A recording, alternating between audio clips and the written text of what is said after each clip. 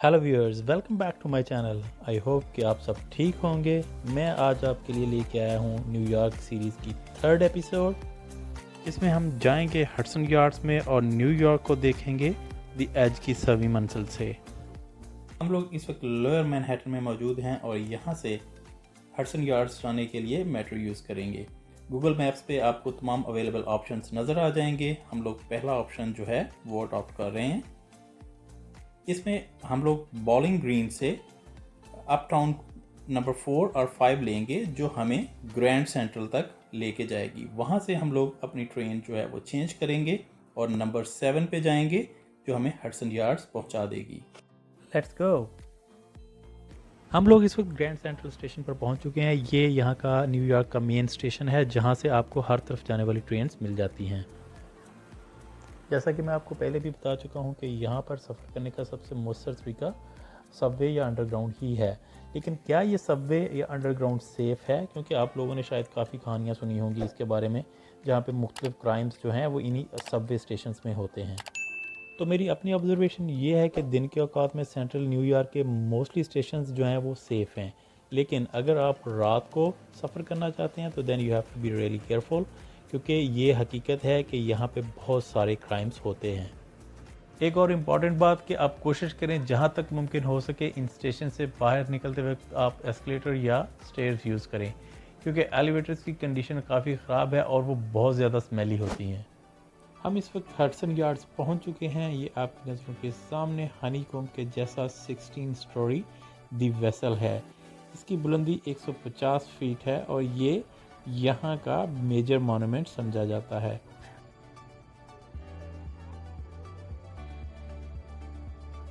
Twenty 19 तक इसके ऊपर जाने की इजाज़त थी, मगर उसके बाद कुछ लोगों के इसके ऊपर से जंप करने की वजह से एंट्री आम लोगों के लिए बंद कर दी गई है।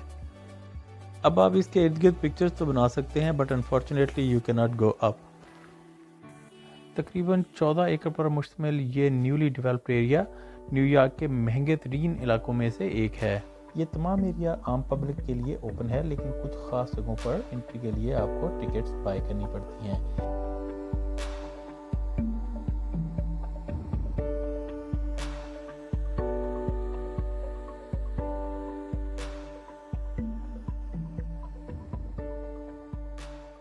दी वेसल के इर्द गिर्द कुछ वक्त गुजारने के बाद अब हम बढ़ते हैं अपने नेक्स्ट स्टॉप की तरफ। Let's go to the edge. Edge पे जाने के लिए आपको 20th हडसन यार्ड में दाखिल होना होता है, जिसका एंट्री गेट दी वेसल के बिल्कुल पास ही है।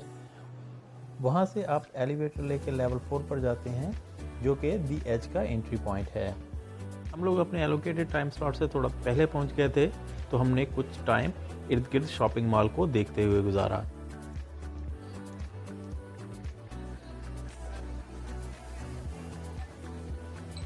इस शॉपिंग मॉल में आपको हाई एंड रेस्टोरेंट्स के साथ साथ महंगे तरीन ब्रांड्स भी नज़र आएंगे। अब आप सोच रहे होंगे कि हम दी एज पे क्यों आए हैं। तो न्यूयॉर्क का टूर उस वक्त तक कंप्लीट नहीं होता जब तक आप उसकी स्काईलाइन ऊपर से ना देख लें। और एज इसके लिए सबसे बेहतरीन जगह है, क्योंकि ये ना सिर्फ न्यूयॉर्क बल्कि वेस्टर्न हेमिस्फीयर का सबसे ऊंचा आउटडोर ऑब्जर्वेशन डेक है। इसके अलावा न्यूयॉर्क के और मशहूर तरीन डेक्स में top of the rock, highline observation deck और वन वर्ल्ड ऑब्जर्वेटरी हैं। हमने इसकी टिकट्स यहाँ आने से काफ़ी दिन पहले इसकी ऑफिशियल वेबसाइट दी एज से बाय कर ली थी, क्योंकि हम लोग विज़िट वीकेंड पे कर रहे थे, जो कि ज़्यादा क्राउडेड होता है और ख़ास तौर पर जो सनसेट के औकात होते हैं वहाँ पे टिकट्स मिलने के चांसेस काफ़ी कम होते हैं। अगर आप अभी छत पे देखेंगे तो आपको न्यूयॉर्क का पूरा मैप नज़र आएगा कि रात को न्यूयॉर्क कैसे नज़र आता है। एक बात मैं और बताता चलूँ कि सनसेट के औकात की अगर आप टिकट लेना चाहते हैं तो उस पर आपको वो प्रीमियम ऐड करेंगे। आई बिलीव इट वाज $10 मोर। उन औकात को चूज़ करने की वजह यह है कि आप ना सिर्फ वहाँ पे सनसेट देख सकते हैं, बल्कि दिन का और शाम दोनों के व्यूज़ आपको नज़र आते हैं।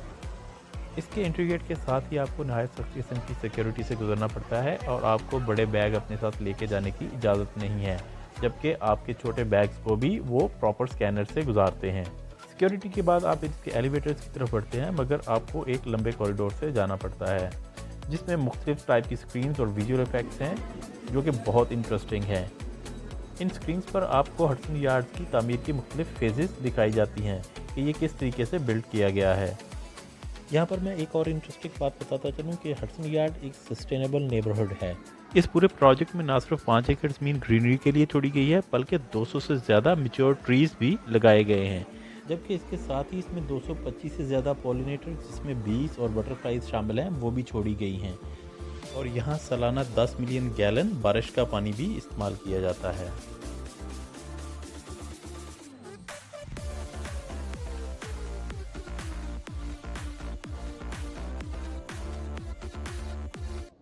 Find the view on the observation deck, और पहला ही व्यू बहुत खूबसूरत है। हमारे बिल्कुल सामने मशहूर ज़माना एम्पायर स्टेट बिल्डिंग और न्यूयॉर्कर होटल हैं। एम्पायर स्टेट बिल्डिंग तो किसी तारफ़ की मोहताज नहीं, क्योंकि हमारी जनरेशन में से बहुत से लोगों ने अपनी इब्तदाई क्लासेस में ही पढ़ रखा है कि ये दुनिया की बुलंदतरीन इमारतों में से एक थी। जबकि बाकियों ने किंग कॉन्ग मूवी के टाइटल पेज पर इसकी पिक्चर ज़रूर देखी होगी। जबकि दूसरी तरफ आपको वन वर्ल्ड टावर भी नज़र आएगा, और अगर आपके पास कुछ टेलीस्कोप वगैरह है तो then you can watch the Statue of Liberty as well.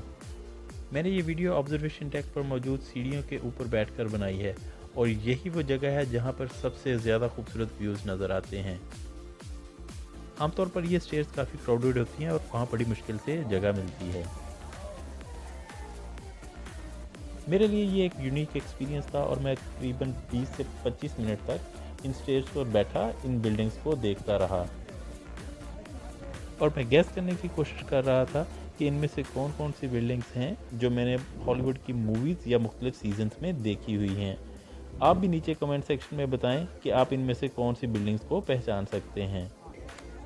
The as की एक और ख़ासियत इसका ग्लास फ्लोर है, जिस पर ना सिर्फ आप वॉक कर सकते हैं बल्कि 100 स्टोरी नीचे देख भी सकते हैं।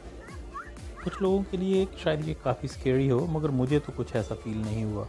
शायद उसकी एक वजह ये भी थी कि मैं ये एक्सपीरियंस सीएन टावर पे कर चुका था।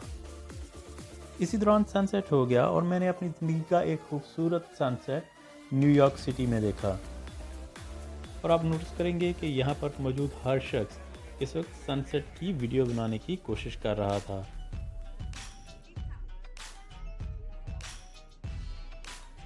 और फिर सनसेट के बाद पूरे का पूरा मंजरनामा ही तब्दील हो गया। दिन में इमारतों का जंगल नजर आने वाला शहर रात को रोशनियों के मीनारों से भर गया,